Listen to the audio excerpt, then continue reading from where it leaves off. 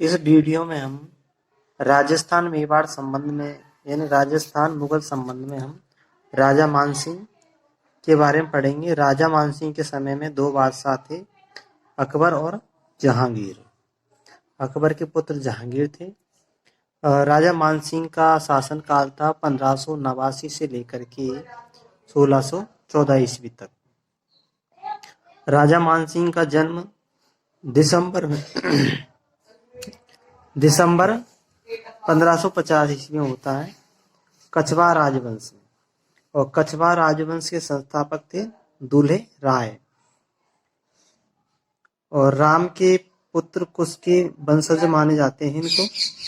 राम के पुत्र कुश के वंशज हैं और इनका जन्म होता मैजमाबाद। ये जयपुर के पास में ही है, मैजमाबाद जयपुर में। और इनके पिता का नाम भगवंत दास है और दादा का नाम भारमल और माता का नाम भगवती बाई है। भगवती बाई सा। इनकी कुल देवी का नाम है जम्बाय माता। ये जम्बारागढ़ में स्थित है। और आराध्य देवी है इनकी शीला माता इनकी आराध्य देवी है। और आमेर में इनका मंदिर है। इसको बंगाल से लेकर के आए थे शीला माता की मूर्ति को मानसिंह।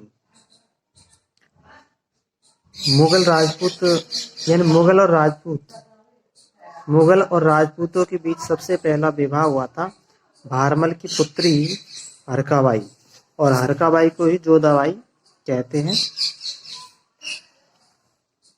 और यह विवाह 1562 ईस्वी में सांभर में हुआ था। मानसिंह इसके बाद मानसिंह अपने पिता के साथ 1562 ईस्वी में अकबर की सेवा करने के लिए चले जाते हैं।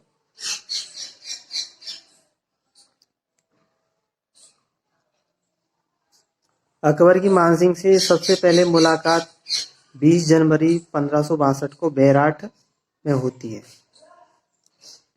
अब राजा मानसिंह की सैनिक उपलब्धियां। तो राजा मानसिंह की तकरीबन 11 सैनिक उपलब्धियां हैं। तो सबसे पहली सैनिक उपलब्धि है 1569 ईस्वी में।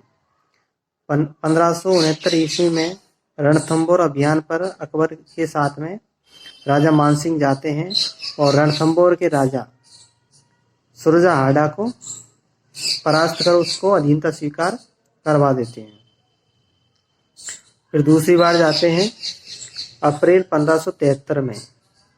ये डूंगरपुर के आस्करण यानी उदय सिंह को पराजित कर देते हैं। फिर तीसरी बार जाते 1573 ईस्वी में महाराणा प्रताप के पास जाते हैं दूसरे नंबर के दूत बनकर, लेकिन वहां पर महाराणा प्रताप को समझाने में असफल रहते हैं। फिर इसके बाद में फिर से चित्तौड़गढ़ जाते हैं 1773 ईस्वी में। तो 1773 ईस्वी में 1773 ईस्वी में तो समझाने जाते हैं। फिर 1776 ईस्वी में जाते हैं, हल्दी घाटी का युद्ध करते हैं। और हल्दी घाटी के युद्ध में ऐसा माना जाता है कि इसमें कोई तो कहता है कि इस युद्ध का कोई निर्णय नहीं निकला, और कोई कहता है कि मानसिंह की विजय हुई। फिर 5वें नंबर का आता है 1582 ईस्वी में ये काबुल पर आक्रमण करते हैं और हाकिम मिर्जा को परास्त करके वहां के सूबेदार बन जाते हैं और वहां की रोशनाई विद्रोहियों का दमन करते हैं। फिर 6ठे नंबर पे आता 1587 ईस्वी में ये गिद्धगोरा के राजा पूर्णमल को परास्त करके बिहार पर अधिकार कर लेते हैं, वहां के सूबेदार बन जाते हैं 1587 ईस्वी में। फिर 1589 में इनके पिता की मृत्यु हो जाती है और ये उस समय बिहार पटना में थे और वहीं पर इनका राज्याभिषेक हो जाता है।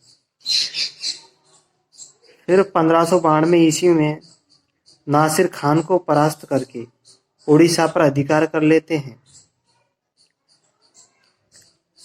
और फिर 1594 ईस्वी में ये बंगाल के सूबेदार बना दिए जाते हैं इनको, और ये अपनी राजधानी बदल लेते, बंगाल की राजधानी राजमहल कर लेते हैं।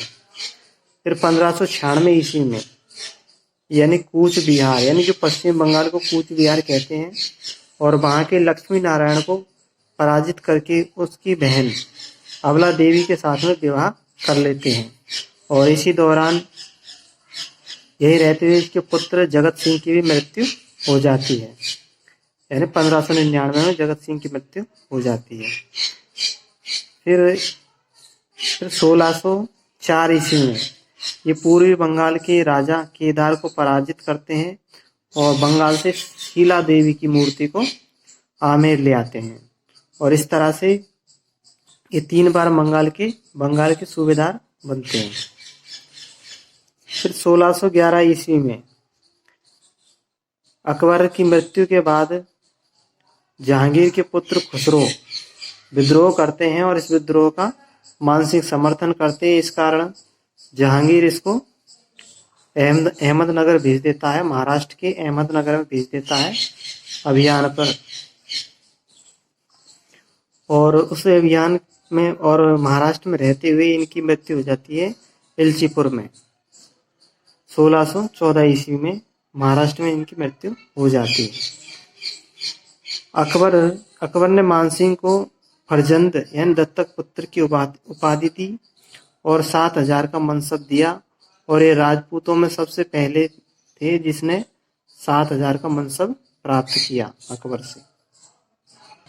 अब हम देखते हैं राजा मानसिंह की स्थापत्य कला में योगदान। तो राजा मानसिंह की तकरीबन 9 स्थापत्य कला है। तो सबसे पहले है जगत शिरोमणि का मंदिर। तो जगत शिरोमणि का मंदिर आमेर में बनवाया था राजा मानसिंह ने नहीं बनवाया था, ये बनवाया था राजा मानसिंह की पत्नी कनकावती ने अपने पुत्र जगत सिंह की याद में बनवाया था। और इसमें भगवान कृष्ण की मूर्ति है, और जिसकी पूजा मीराबाई किया करती थी। फिर दूसरा शीला देवी का मंदिर, यह आमेर में ही बनवाया है, इनकी आराध्य देवी है। फिर भवानी शंकर मंदिर है, ये बिहार की पटना और पटना के भी गोकुंडपुर गांव में भवानी शंकर का मंदिर बनवाया था। फिर अकबर नगर यानी राजमहल का निर्माण बंगाल में करवाया इन्होंने, और मानपुर का निर्माण बिहार में करवाया।